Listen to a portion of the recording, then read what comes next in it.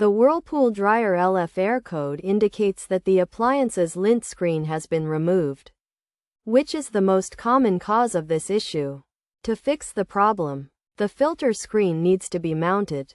Start by opening the dryer's door and firmly pushing the lint screen into its slot.